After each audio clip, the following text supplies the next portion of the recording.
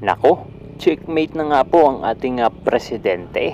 At kahit nga po checkmate na ang ating presidente, ay tila pinoprotektahan at kinakampihan pa rin po ni Senate President Chis Escudero itong ating presidente.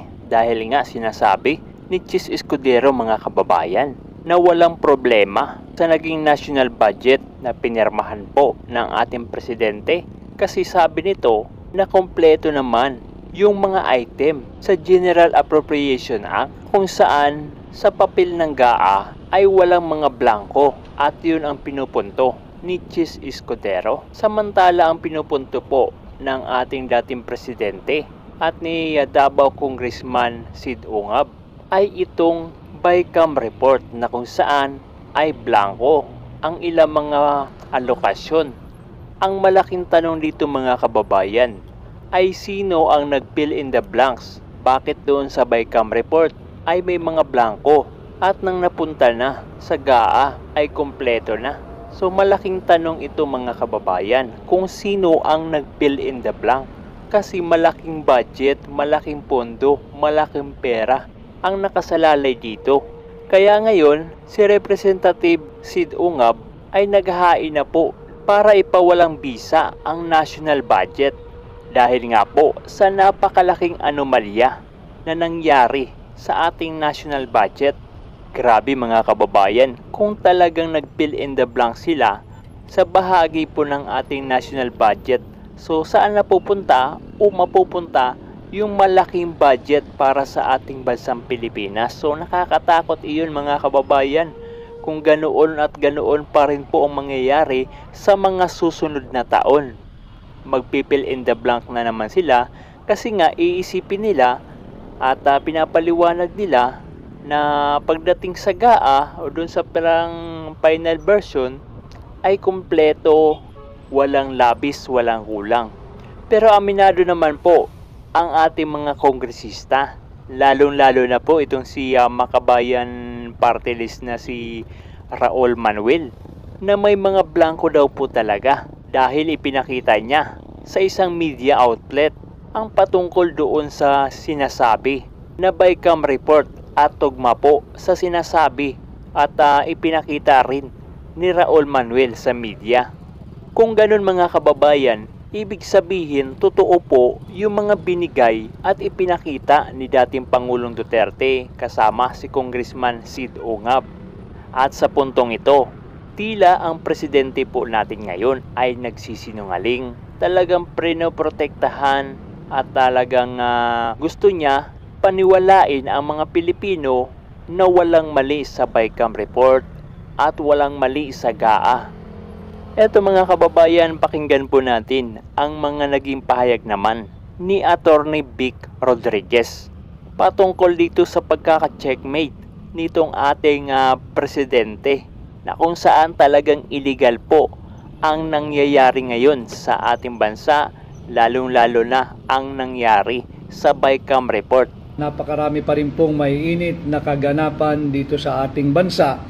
At pangunahin dyan ay itong na-discovery at inilahad na mga blankong items na nagkakahalaga ng bilyong-bilyong piso ni Pangulong Rodrigo Roa Duterte, dahil na rin sa na-discovery ni Congressman Sid Ungab na yung inaprubahang final BICAM committee report ay blanco. Lagay lang po natin uli, isentro lang po natin uli ang usapan, sapagkat alam ho ninyo ay tila nililihis yung usapan tungkol dito sa expose ni Congressman Sid Ungab at inilahad po ni Pangulong Duterte noong nakaraang Sabado. Ngayon no ay ilang araw na mainit at dapat lang naman na maging painit ng painit ang usapin dito sa blankong Bicameral Conference Committee report na siya pong naging pundasyon ng ating budget for 2025. Kaya po natin sinasabi na unconstitutional, unlawful, criminal at immoral itong 2025 budget, sapagkat napatunayan na ho, ulitin ko, ipakita ko, na blanco itong mga items na bilyong-bilyong piso ang halaga sa Bicameral Conference Committee report. At alam ho ninyo, ang unang naglabas ho nito ay walang iba kundi si Congressman Sid Ungab ng Davao. Si Congressman Sid Ungab, para po malaman ho uli ninyo, siya ho ay nagsilbi na veteranong lawmaker, nagsilbing minsan chairman ng Ways and Means Committee ng House of Representatives, naging vice chairman po siya ng Committee on Appropriation, at naging 2 beses po siyang naging chairman ng Committee on Appropriation. Yun po yung napaka-powerful na komite diyan po sa House of Representatives, sapagkat yan ang nangunguna pagdating sa pag-distribute or allocate ng very limited resources ng gobyerno pagdating sa pananalapi, na sila rin ang nangunguna sa paghubog, pagpasa, pagbalangkas ng tinatawag nating annual or taunang budget ng Republika ng Pilipinas. Samahan ko po kayo muna habang kayo po siguro ay nasa daan pa. Yung iba baka late ang simula ng araw ngayon at nag-aalmusal pa. Yung iba naman ay papasok sa eskwela o kaya sa opisina. Samahan ko po muna kayo upang ituwid natin at ibalik sa sentro itong usapin ng unconstitutional, immoral, unlawful, and unconscionable 2025 national budget. Kaya Sir Faye, Bicam attorney, hindi ga ang may blanco as what you have said. Tama, wala naman pong nagsabi na blanco yung GAA. Wala pong nagsabing blanco ang GAA. Ang nagsabi pong hindi blanco ang GAA, ang Malacanang. At salamat sa Malacanang. Inamin nila na hindi blanco ang GAA because that gives rise to an even more serious question. Sino nagpuno o nag-fill up ng mga blanco dito sa Bicameral Conference Committee report?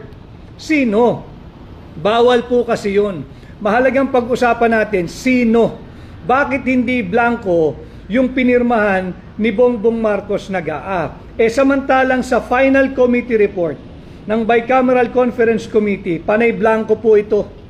Panay blanco po ito. Ito po yung pundasyon ng ating taunang budget. Ito po pagka-rinatipikahan, once ratified, certified, and signed by the members. Ayan po, nakapirma ho lahat eh. This is a public document. Hindi natin pwedeng sabihin we are violating anything here. Pera lang naman ng Republika ng Pilipinas ang linalaman po nito. Bilyong-bilyong piso. Pirmado ho eh. Ayan po, pirmado. So this is the final Bicameral Conference Committee report. Ito po yung nagiging basis ng General Appropriations Bill. GAB po GAB. Iba yung GAB, iba yung GAA. Pag ito po ay pinirmahan na, this will be reduced in its final form. Ang tawag po doon yung General Appropriations Bill. At yun po ay isusumiti na sa tanggapan ng Pangulo. At yun, whether pirmahan niya o hindi, pag pinirmahan po, doon lamang nagiging GAA, yung General Appropriations Act. Labanan po natin ang fake news. Yan ang sabi ng Malacanang. Tulungan natin. Labanan ang fake news. Tulungan natin ang Malacanang. Tama naman ang Malacanang na labanan ng fake news. Talagang tulungan po natin sila. Wala pong nagsasabing blanco ang GAA. Para malinaw, tama ho ang Malacanang, wala pong blanco ang GAA. Pero maliho ang Malacanang, kaya linalabanan natin ang fake news dahil ang sinabi po, ang inilahad ni Congressman Sid Ungab at ipinakita ni Pangulong Rodrigo Roa Duterte, hindi ang GAA. Kung hindi, ang Bicameral Conference Committee report. Magkaiba po yun. Labanan natin ang fake news. Tulungan natin ang Malacanang labanan ng fake news. Walang nagsabing blanco ang GAA. At dahil hindi blanco ang GAA, doon tayo ngayon nagkakaproblema. Sino ang nagpuno ng mga patlang na ito? Sino ang naglagay ng mga amount o halaga sa mga blankong amount na ito na bilyong-bilyong piso? Mahalaga po nating malaman sapagkat pag ito po'y napirmahan na, tapos na po ito, certified, ratified, and signed by the members of the Bicameral Conference Committee, ito na po, yung magiging GAB, yung General Appropriations Bill.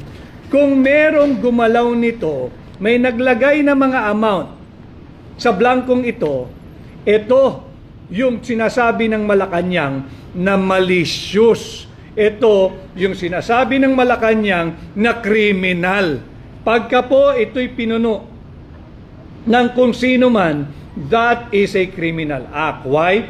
I will bring you back again to Article 6 of Section 24 ng ating saligang batas. Lahat, appropriation, yung ating taunang budget, shall emanate exclusively sa House of Representatives. Ibig sabihin, tanging ang House of Representatives o mababang kamara ang pwedeng magpamula ng ating taunang budget. Tapos na ho eh.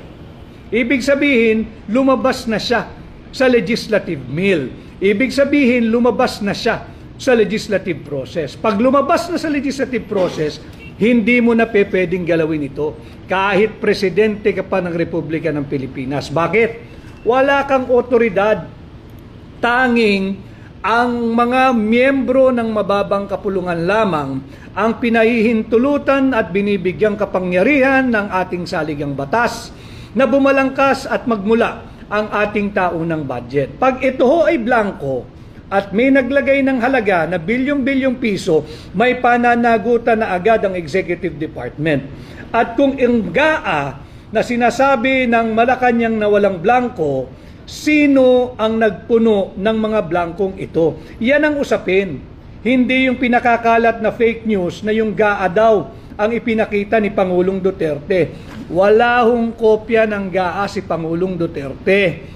Wala po siyang ipinakitang GAA. Naroroon po ako nung kami magkakasama. Binalangkas po namin ang legalidad nito. At ito nga ho, ay yung nadiskubre ni Congressman Sid Ungab. Marami pong mga mambabatas na lumalabas ngayon dyan sa mababang kapulungan at tila nagpapabida-bida na sinasabi nila na talaga raw mali ito. Salamat for validating itong aming ipinakita. Yung kopya daw na hawak ng mambabatas na yan, pareho nung pinapakita natin. Maraming salamat at for affirming and validating the authenticity of the document that we have presented to the Filipino people. But ang tanong, akala ko ba miyembro ka ng Makabayan Black? Bakit hindi mo pinuna ito? Bakit inantay mo pa ang isang magiting at maisog na Sid Ungab at Pangulong Duterte na maglabas nito? Ngayon, nagsasalita ka na akala mo hindi mo nabasa itong taunang General Appropriations Bill.